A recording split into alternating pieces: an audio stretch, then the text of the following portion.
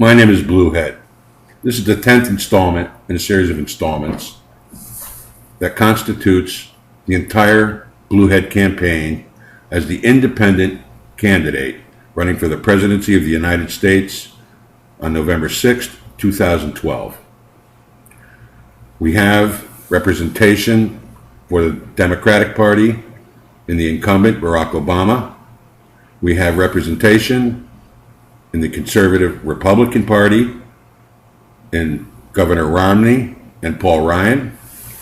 And we now have an independent candidate that represents the American people in BlueHead. BlueHead is the voice of the American people. The first thing I have to do is apologize. This installment was due to be published and posted on October 10th. The BlueHead family, unfortunately and sadly, we had a death in the immediate family. Myself, BlueHead, my mother's second to last sister, one of 6 original brothers and sisters, passed away.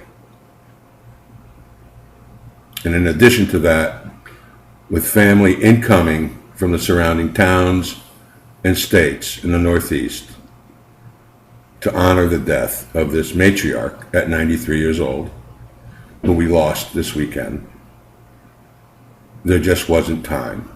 And family in the BlueHead family comes before anything.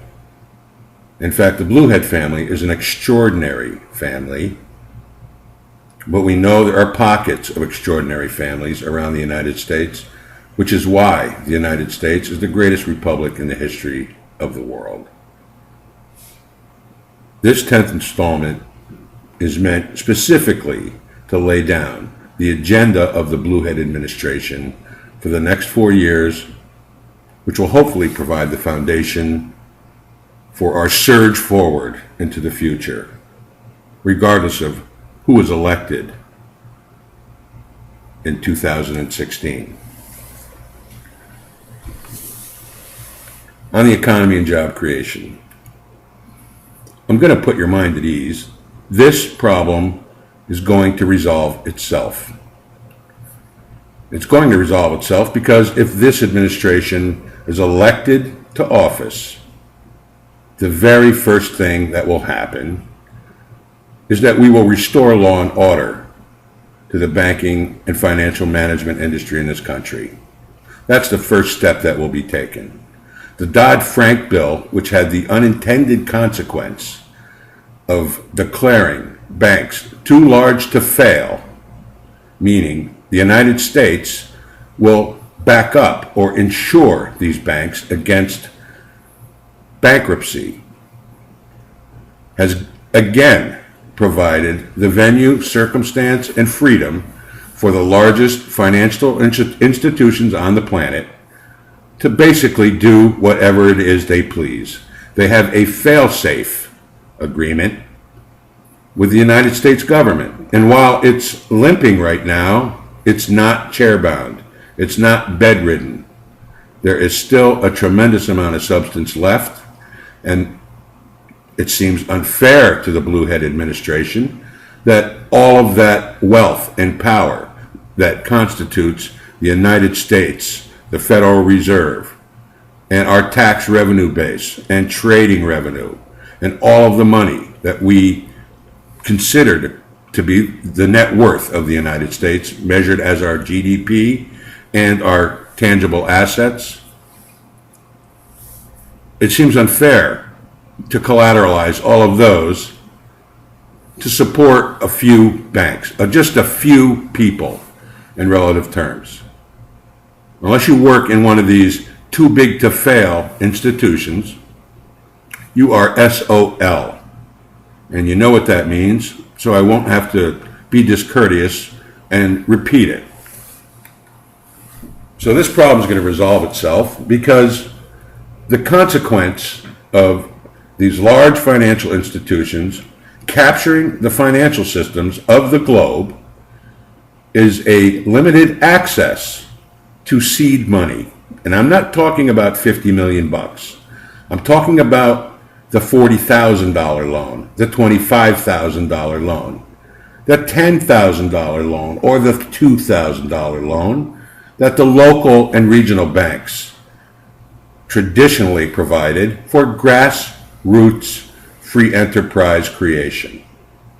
So that the American innovator, the American creator, the American job creator that has provided the basis for our growth and our prosperity for 200 years can go back to work. I am one of those job creators. I am BlueHead. I created jobs my entire life. My father created jobs, my family created jobs, and I created jobs. Together and independently, we are a job creator.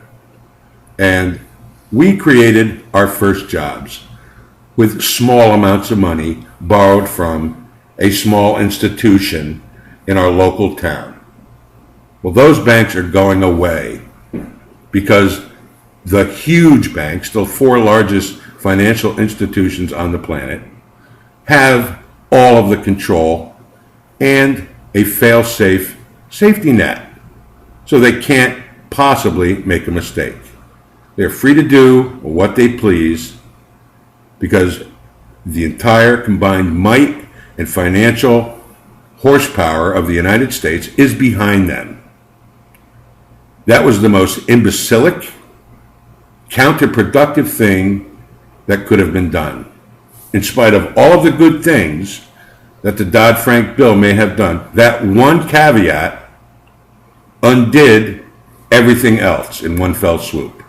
So that will be burned in ceremony in the Oval Office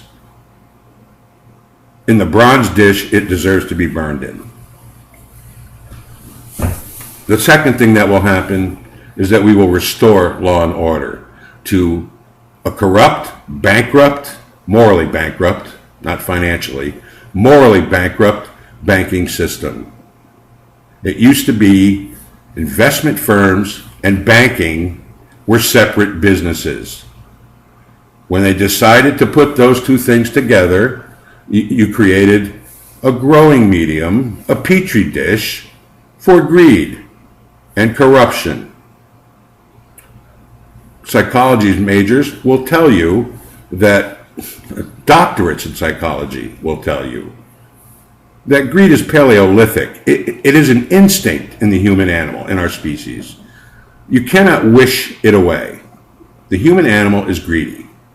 You put that much money in front of anyone, male, female, green, orange, white, black, blue, I don't care who they are, they're going to take it. So to avoid that temptation, why should we tempt our weaknesses? We know our weaknesses as a species, and we know we can't be trusted. I know I can be trusted because I don't steal. But I know people that do steal, and it doesn't really bother them. So we know this exists, so why should we create a growing medium for them?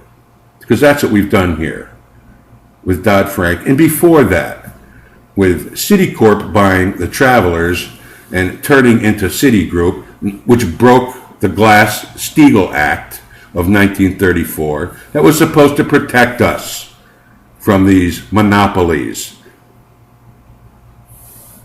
We allowed them to break the law. Greenspan, we all remember, and I'm going to just call him Mr. Greenspan out of respect because he's my elder, while he was a good economist, was also dumb as a plug nickel. And his ideology of ultra-conservative non-regulation was part and parcel, along with the inertia that was provided by names like Ben Bernanke. I don't have to mention names here. You people are tired of hearing them. You know who all of them are. Timothy Geithner. I'm not condemning or judging anyone. All I know is that We need to clean house. We need to establish law and order, and the BlueHead administration will do it. Period. No second questions. No. There will be law and order. U.S. jurisprudence will rule in the banking and financial management industry. We need some discipline back again. I said this in another installment. The principles of decency are what prompted us to pass laws in an organized, civilized society. That's all they are. Laws are simply an attempt by the human animal to lay down the principles of human decency so that we don't violate them and hurt one another and ourselves. Simple. These simple precepts have been forgotten, but they have not been forgotten by the BlueHead campaign. That's all we are. We are pure principle and pure action and pure demonstration. We will show you by pragmatic action, not talk, not rhetoric, not all the bullshit, you've been hearing in this campaign.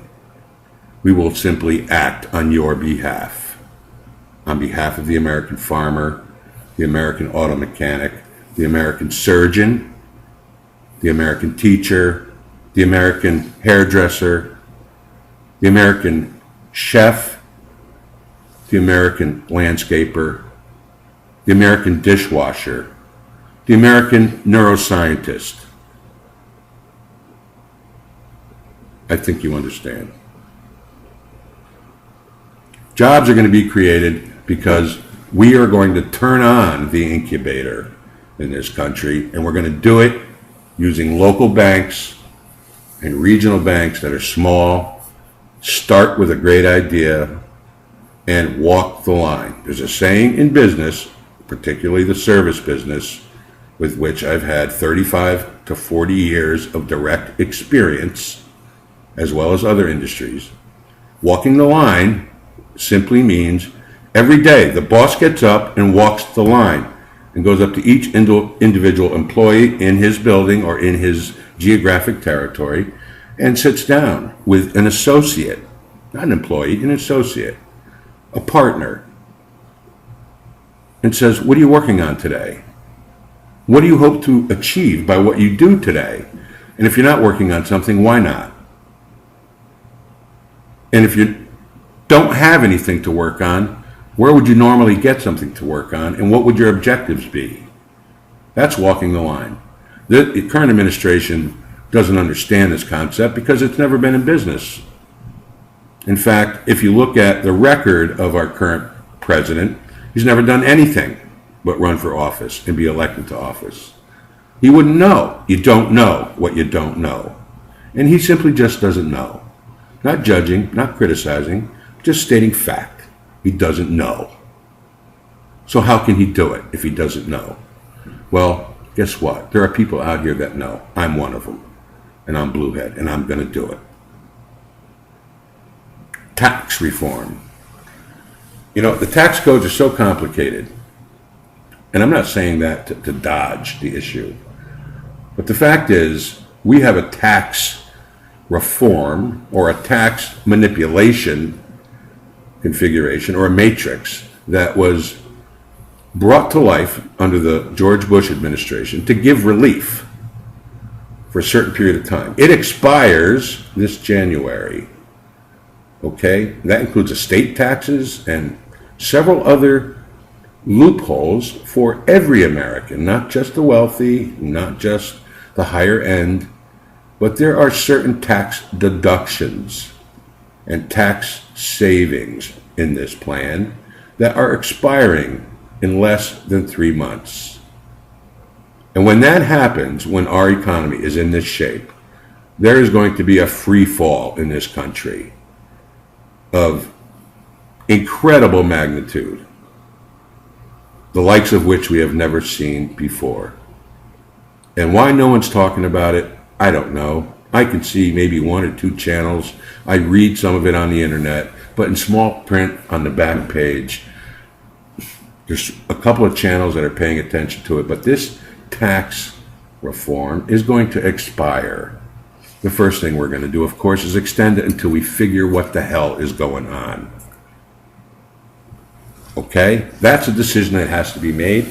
If they don't extend these tax breaks, and I don't care what kind of math you put to it, we are going to enter a period of depression unequaled in human history. And that, in my opinion, is a fact. So our first step in tax reform is hold tight on dropping these tax relief benefits. Hold tight. Give me a couple months to figure this out. We will make a decision. We will make sure it's equitable. And we will make sure it pays the bills. But somebody better start talking about this soon. Otherwise, everything's going down the circular ring in the bathroom. So tax reform is huge. We need it. The revenue we generate from income tax and from other taxes and every other tax on a broad spectrum, sales, state, income, name it. The list is endless. That revenue stream we need. America, we need your tax dollars. But we don't necessarily believe in this administration that one American is different than another in the course of their lives, where they may or may not need assistance from the federal government. We want it to be there for those who need it. We also know that there are a lot of folks using it who don't need it. And that will be another first area of attack. And I'm not talking about attacking Americans. I'm just saying we're going to speak to them and say, you know what, you're an American citizen, but we're in trouble now. We need your help. You don't really need this benefit because you have this other income stream. We're going to look and walk the line with a magnifying glass and a microscope. And those that are abusing our system are going to no longer have that benefit. If they can and are willing and able to work, then that's where they will get their income. And they'll feel better for it. I guarantee you, they'll feel better for it. At the end of the week, when you pick up your paycheck or you count up your profits, if you're in business for yourself, and say, I have insulation right now, everyone's healthy, I'm covered, let's go to work next week and make progress. That's where we're going in the immediate 6 months. And by this time next year, we will have a tax reform that makes it simpler, makes it equitable, and makes it palatable. You look at France, 75% they want, not going to happen. Look at our inheritance taxes. These are post-ordinary income tax dollars that my mom and dad saved. They already paid taxes on this money once, and they put it in the bank and it earned interest. And then they paid money on that interest, more taxes. And then they pass away and they pass it to us. I don't care if it's $2 or $100 million, but it's already been taxed. How many times are they going to tax the same money? How many times? How many times are we going to tax a motor vehicle? We tax it when we sell it, and then we keep it 2 years and we sell it and we tax it again. And every time it's sold, we tax it again and again and again. This doesn't seem fair. Does it seem fair to you folks? Doesn't seem fair to me. Your folks saved money after taxes, and now you have to give half of it to Uncle Sam? Us, me, BlueHead? I won't take it. I won't take it. I too will get rid of programs that we don't need. I'm not going to start with Big Bird because I happen to like Big Bird, and my children were raised on the good foundation and principles of Sesame Street. We haven't stayed close enough to our family values. I think Governor Romney made a mistake, and not because of all the vitriol and laughing you're seeing at the pundit level. With making Big Bird and Sesame Street not Wall Street, and yeah, it's funny. I get it. It's funny. But that's not the point.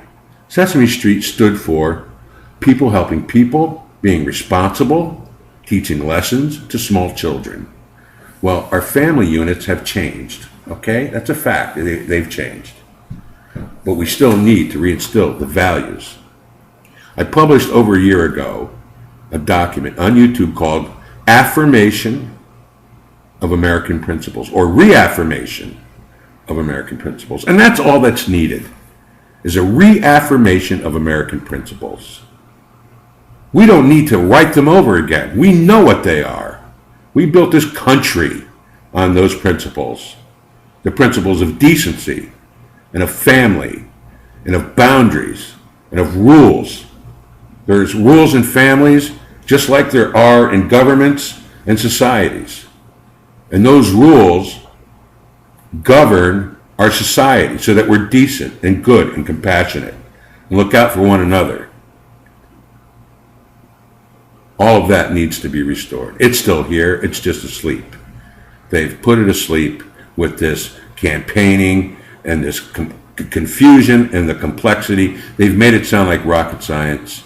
I can explain it to a 5-year-old. I can explain it to anyone who wants to know. And I can speak in their language. It's not rocket science, folks. Let's tell them we know the gig is up. I can study numbers and statistics and recite them and spit them out. But that's not solving problems. We're going to act. Education. I'm putting these in order of my priority as a candidate. Education is next because we are growing, or we have grown, a generation and a half of uneducated children. This is sad for them and sad for us as a country. We are not educating our young people. There's a lot of reasons for that. Again, a very complex human interaction dynamic, but it's got to happen. We have to go back to the model, the template, and then update it, upgrade it with today's technology. The principles stay the same. Math, reading, history, so important. To learn it, not to solve it on your handheld device. To learn it. 2 plus 2 is 4. 4 plus 4 is 8. 100 million minus 3 trillion is a red number, in case you haven't seen in the White House. Somebody needs to teach you your math. You're spending too much and you're taking in too little. Oops, my business is failing. That's what that's called. So education is next. We are going to be the smartest country on the face of this planet. We already are the smartest country on the face of this planet, and I'm sorry if I'm arrogant about that. But when you think of the things that this country did in the last 100 years, the last 200 years as the United States of America, if your hair doesn't stand up on the back of your neck in awe, in sheer awe, then you're not alive. And you're certainly not American. And I don't care what the rest of the world thinks. We are American. And nobody does it like America does it. Nobody. Nobody ever has. Nobody ever will. Education. We're going to teach our kids. We're going to teach them right. And if you're a teacher, I honor you. If you're a good teacher. If you're a bad teacher, go do something else because you're going to get fired. Simple. You're either good at what you do or you're not. And if you're not good at it and you're there for the benefits and you're there for the pension and you're there to pass the time, you're going to lose your job. And I'll make sure that you do because you're not teaching my kid. And you're not teaching my family's kids. And my family is America. And you think you're going to teach those kids? Green, black, white, orange, red, blue, I don't care. You're going to make them smart or you're going to do something else.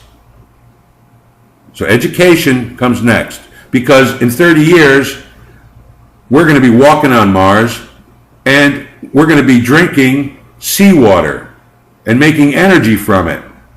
And we need these kids' brains to do that. Foreign policy. This is complex. Yes, I can recite the issues, Yes, I know who rules where. I'm not the guy you walk up the street on, walk up to the street, that's who was the first president, and tell you Jimmy Carter. Okay? There is a whole generation in this population, this American population, who does remember what we learned in school.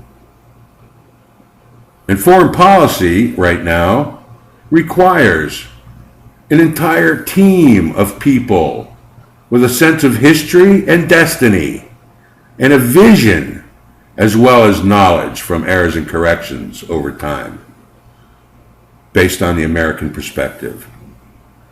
We're going to get out of the places we don't need to be. And we're going to stay in the places that are vital to the lifeblood of the American people. And right now, today, and this is temporary, this too shall pass. Today, we need foreign oil. We haven't been permitted to drill on federal land, and I've been in the environmental restoration and remediation business all of my adult life. And I am telling you, America, we have the technology to do this safely. We not only have the technology, but we have the finest companies on the face of the earth to do them with. ExxonMobil. I'm just going to say a few companies' names. These are some of the most capable human beings on the planet. And they have the money to do it. They will do it right. I promise you. What happened with BP down in the Gulf of Mexico, where I was, because I'm in that business, the largest oil spill in American history, in the world actually. You have the Amoco Cadiz in France, and you've got the Exxon Valdez in Alaska, and I could go on because I'm in that business. But that spill, the one I didn't see, although I was there, I didn't see it because of how they handled it. BP is not an American company. BP is a British company. They're a big player, but they're unsafe. I'm telling you that right now, and I'm making it loud and I'm making it clear. BP is unsafe. Exxon, on the other hand, puts safety before anything, and I'm saying that because I lived it.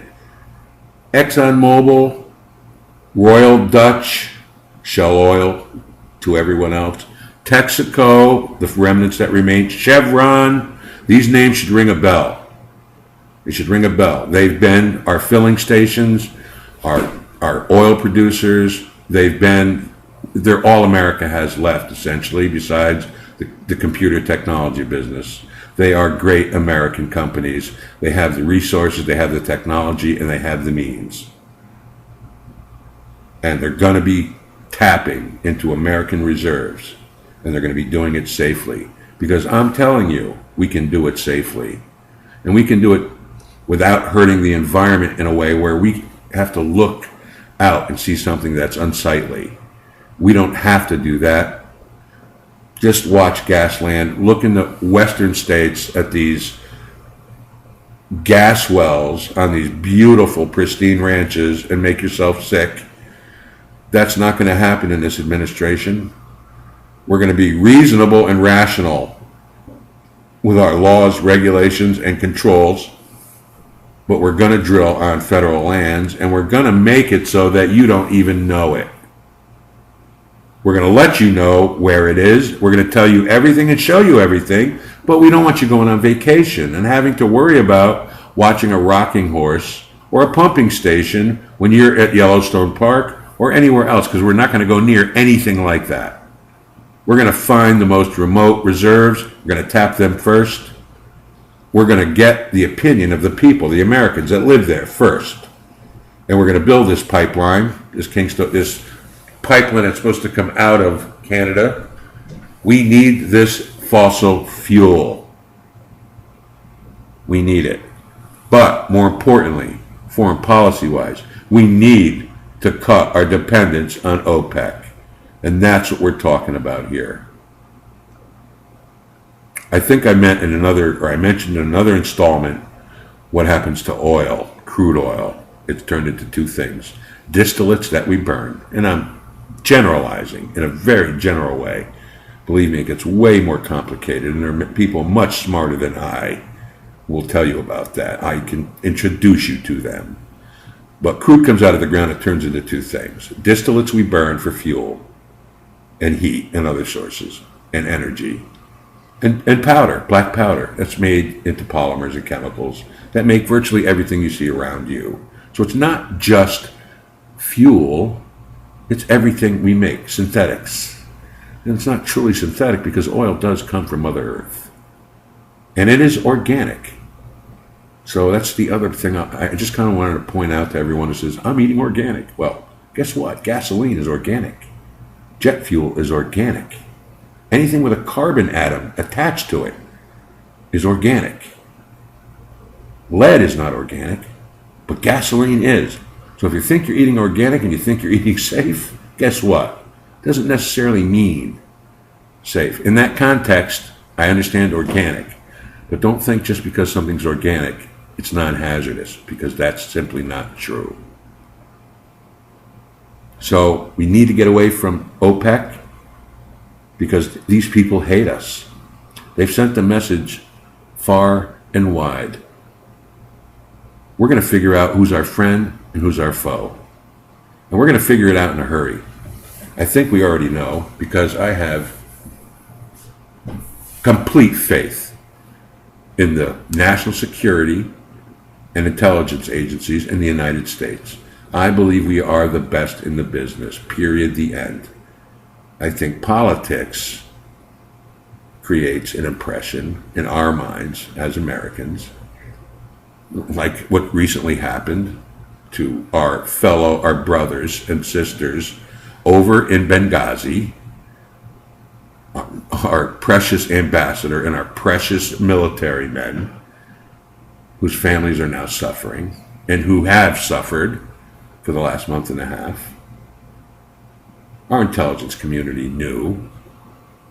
Only a moron wouldn't know that the numerals 911 are going to stand forever in the minds of Al Qaeda, our principal enemy, our principal cowardly enemy. Okay, every 911, be on alert. I would even take November 9th in case they turn it around. I don't know.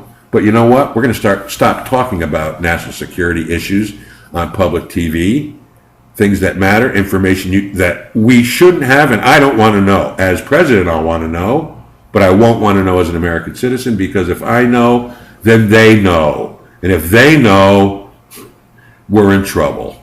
We're in trouble.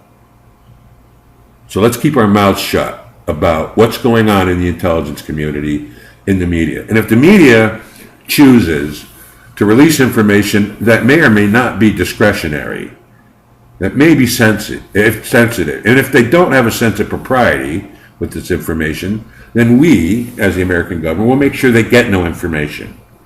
As a news agency, they will get no news, because we won't give them the privilege of reporting the facts if they're going to distort and recklessly broadcast information that should not be recklessly broadcast.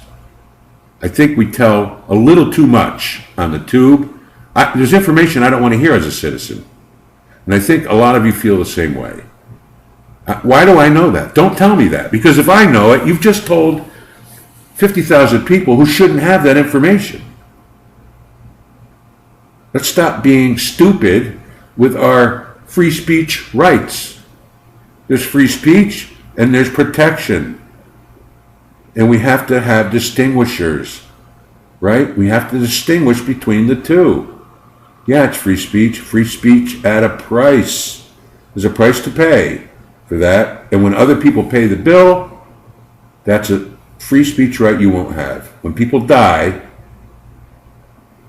the rights change and the rules change. So foreign policy, we are going to clearly and distinctly and succinctly delineate friend from foe. You are our ally or you're not. There is no gray area. And we're going to make that clear. The BlueHead administration will make that crystal clear. We're not going to play footsies. You are a friend of America or you're not. You want democracy in your nation? We'll help you.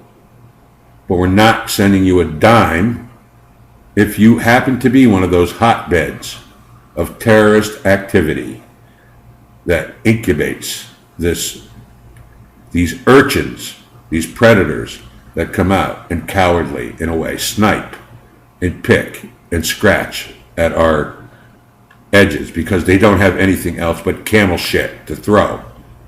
Somebody's giving them these guns, these weapons. We know who it is. We're going to have a talk with our friends, and you're going to either be our friends or you're not. You want to do business? Great. We have to agree on a few things because Americans are dying, and that's just one thing we can't have. So, on a foreign policy basis, the BlueHead administration will make it crystal clear. If you're our enemy, hide. You better hide. If you're our friend, be happy, because we're the best big brother you'll ever have. Military, national security. They go hand in hand with foreign policy. I don't know why people don't understand that, but there is another venue, American soil. What's going on down in Arizona, Texas, where people are dying, Americans are dying, Mexican citizens are dying because of drug cartels? This is wrong. This is wrong. And there's a sheriff down there who's taking on the brunt of this, a sheriff, when we've got the United States Marine Corps and technology that these drug czars and these drug lords will run away from? I'm sorry. This shouldn't be happening in America. That's American soil. They have violated our sovereign boundary. It's time to stamp out the roach. Time to stamp it out. And I mean hard. Right? Hard. Prevents recidivism. Won't happen again. Oops, I do this. Cause and effect. I do this, they do that. Ouch. Simple. Simple. In my home, my dad, I grew up in a cop family. My father was a police officer and the fiercest man I ever met. Forget Robert De Niro and Joe Pesci. Okay? One look from my dad and you crawled under a chair. But he was a good and decent man. He was a policeman. And rules are what we lived by. And I, BlueHead, am going to rule based on those rules, laws, with an open mind and a huge heart. But we will have rules. Our military and our national security come first. What good are we if we're going to have to speak Korean or Chinese someday? I'm not speaking North Korean. I'm not speaking Chinese, and I'm certainly not speaking one of the Arabic tongues. Although I can, I'm not going to. I speak English and some Spanish because I have a lot of Spanish friends and folks that I work with that work with me. I've learned, and I'm somewhat from a Romance country, Italy. My ancestors are. So Spanish and Italian are a lot alike. Somewhat Italian. I've got the language thing down. But in this country, I speak English. This country speaks English. We were started by the English. We adopted English as our language. English will be our national language. I will make that so. We're going to pass a bill, and it's going to say America has adopted English as its official language. Now, that doesn't mean you can speak any language you'd like in this country, and you can. Of course, that's absurd. And those that, because we have a large Hispanic influx, and they need help until they can convert, fine. We leave those tools in place so that they can make the conversion. But they, in the Hispanic community, know this as well as I do, If you don't speak English in this country, you don't get anywhere because the rest of the country speaks English. And if you can't take information in English, then you've limited your market for whatever skills you have. I have very close friends from Honduras and Nicaragua. I've been to Central America many times. They understand. You come here, you want to work, you need to speak English because the country mostly speaks English. This is not Quebec, where they can speak some English, but they want to speak French. No, we speak English here. We're going to make it the official language of the United States. I don't know why it hasn't happened yet, but it's going to happen now. Immigration. This is very sensitive for all the things I just discussed and for national security reasons because it's not a safe world right now. It's not safe. So who we let in here has to be screened and vetted. Sorry. Because of the way our detractors, our enemies work, we're going to have to check it out. They're cowardly. Well, I shouldn't say that because we beat the English by sniping from the trees. They're trying to beat us by the most ridiculously inhumane, sneaky ways, putting bombs in the road. The human animal has got endless capacity to terrorize itself. It just does. So we have to look at the breadth of that capability and respond to it. All right? And that means that we can't feel safe until our military and our national security systems are as muscular as they need to be. Right? Nobody picks on the 6'6", 280-pound giant in the playground who's carrying a Louisville Slugger in one hand. He's smiling because he's a happy guy. But you're not going to go spit on him or push him. You're not going to tug on Superman's cape. Right? Well, that's the United States, its military, and its national security under the BlueHead administration. What we need to fix is how we buy stuff. How we buy stuff is stupid. It's stupid. And I know that because I did it. I know what a DoD procurement package looks like. And if you saw it, you'd be horrified. I'm telling you that right now. You'd be horrified. We're going to fix the way the Pentagon and the DoD get their stuff. They're never going to pay $300 for a hammer again. That's just a cliche. But that's the example I'm going to use. They're not going to pay $250 for a toilet seat. They're not going to over-engineer anything. They're going to get the very best technology and the very best weaponry that this human mind can create. We're going to have it, and we're going to use it, particularly against those that are in a position to or want to do us harm. They're going to think twice within 3 months of the election of this administration.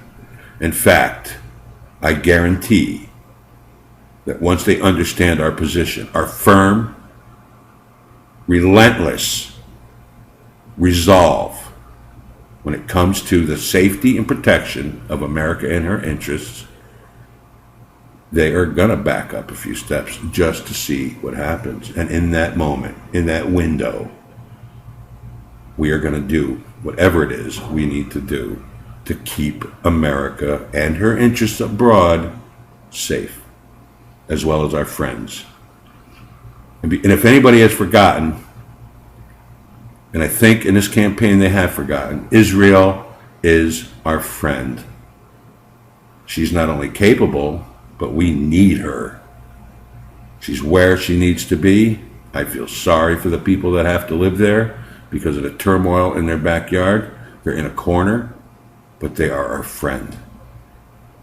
And we're going to help them in any way we need to. So, Prime Minister, you come and visit, and my door is open 24/7, around the clock, year round. You need help, America will be there. Period. The end. There are many other issues. Same-sex marriage, my personal opinion is that should be a state issue, because frankly, I don't care what goes on an intimate level between two human beings. It's none of my business, and that's the beauty of America.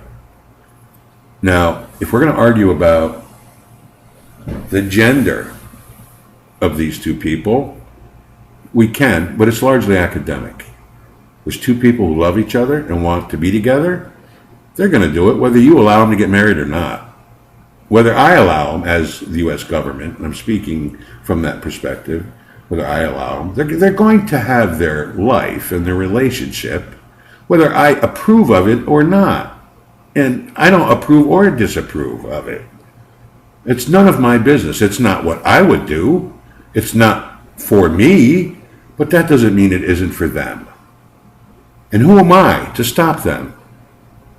I don't have that freedom. America has that freedom. America has the freedom to do what you feel is in your heart. And the states need to determine if in the majority of their states, they explain it in unbiased, unemotional ways that same-sex marriage isn't going to change the financial structure of anything other than the tax breaks and whatever. However it affects the state, that's how it should affect the voters. Have a referendum. I guess that's why we have Congresses and state senates and stuff. Well, do your job. That's the other thing we're going to talk about. Abortion, another hotbed issue. I was raised Roman Catholic, went to 10 years of parochial school, have scars from nuns. I'm kidding. You hear that. They were very, very tough, but they were the best teachers on the planet. They had no other life but to teach children the truth and to teach them the accurate way to get and manipulate information. They gave us a good education. So I had 10 years of parochial school. I'm Roman Catholic. And abortion, by the Catholic tenet, by the rules, or contraception for that matter, is against my religion. Personally, how can I even discuss abortion? I'm not a woman. I can't physiologically become pregnant. But a woman can. And guess what? I hate to break it to all these ultra-conservatives. That's her body. She owns it. I believe in the right to choose. It's not my choice. I can't get pregnant anyway. And believe it or not, as an American, everyone has had an experience or has been close to an experience in their youth where someone got pregnant at the wrong time in their life. Well, it's inconvenient to get pregnant. We have not drilled home the point to our young people that there is a time for you to have children, and that time is not in your teens and your adolescent years because you are not mature enough. Now, in other places they are, but they are not here. Culturally, we are behind. African villages are far ahead of us as far as responsibility, obligation, care of children. The village raises the children. You can have them when you're biologically ready. In the United States, we're not ready because we have increased the time we require for incubation of our young before we believe that they are socially mature enough and intellectually and emotionally mature enough to have children and to raise them properly. Well, oops, it happens. What we're not doing enough of is telling children what the consequences of premature pregnancy is, what the consequences are, excuse me. Consequences are severe. You've created another human being, or the potential for another human being. But at the end of the day, it's her body. And she has as much right to choose what happens in that body as anyone. That's her gift from God. Her life, her very physiology, her physical being. It's her right to choose what she does with that.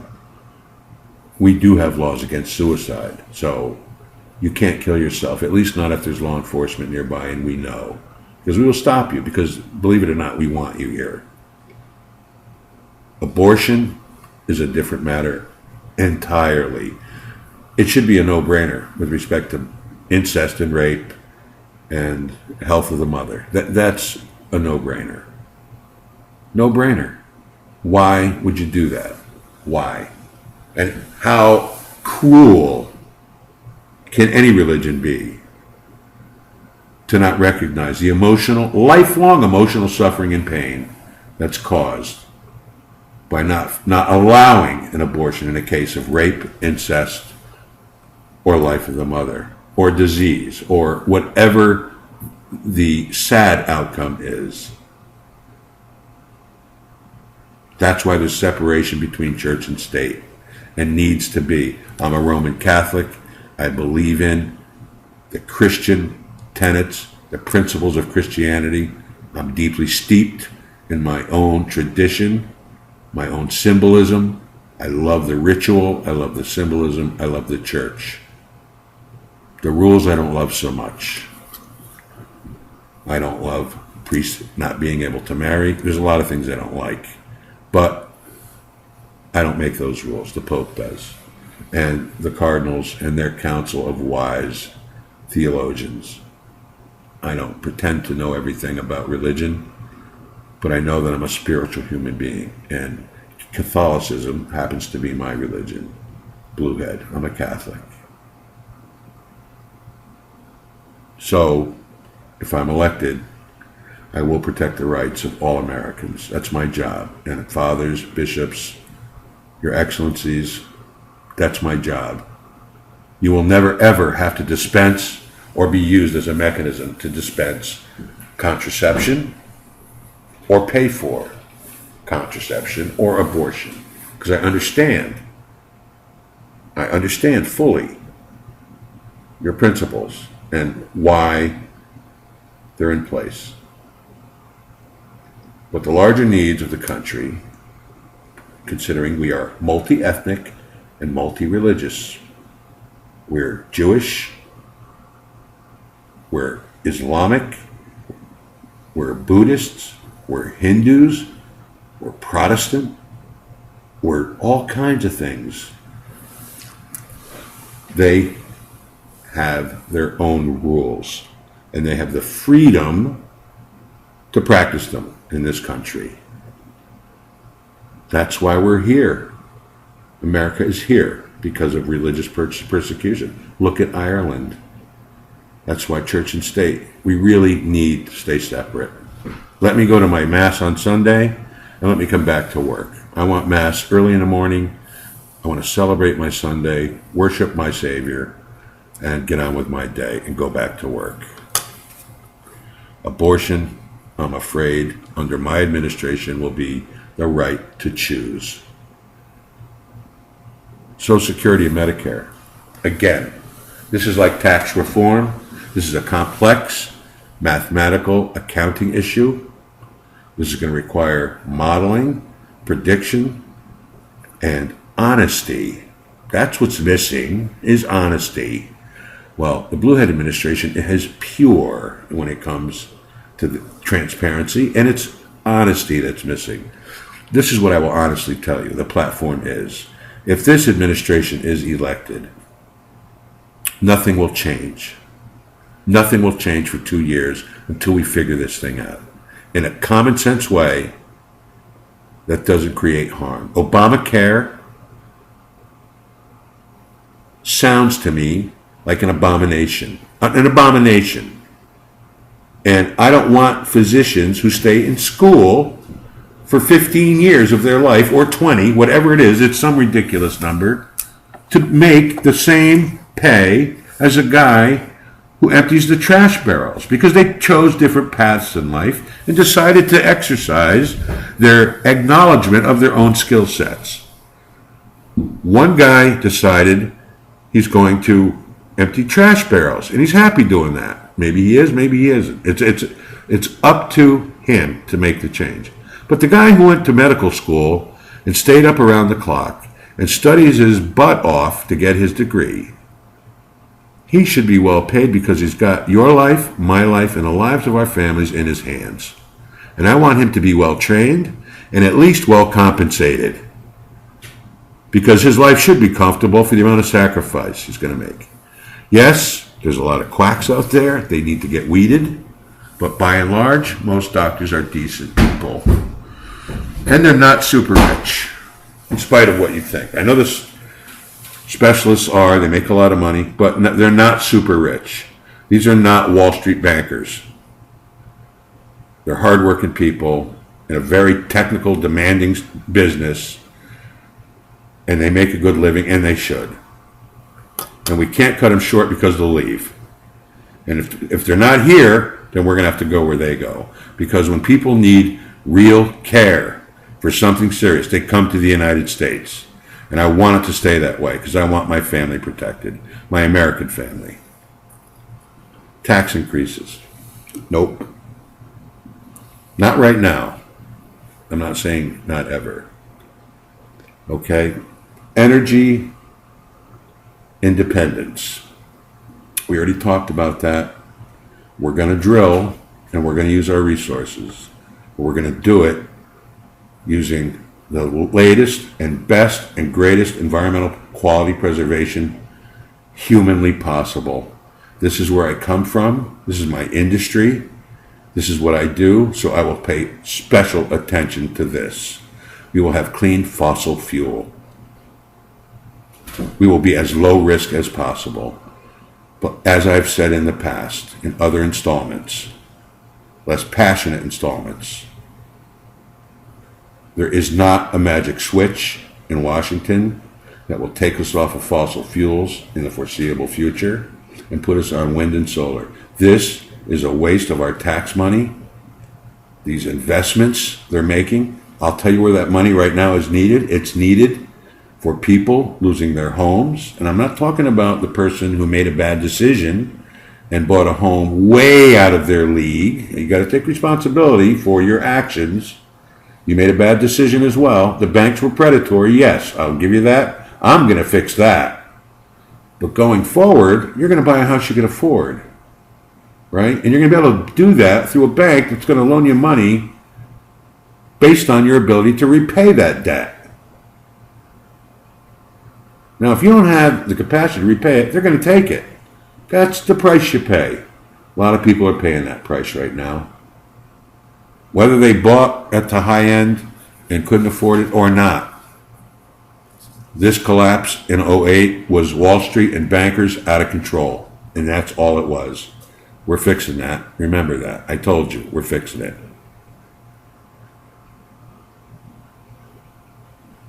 So, there you have it. On the issues of the day, this is the BlueHead administration. It's been our pleasure. It's been our honor, our privilege to run in this election, but it's just starting now, here, Sunday the 13th of October, this solemn day. God bless the United States of America and my brothers and sisters from coast to coast.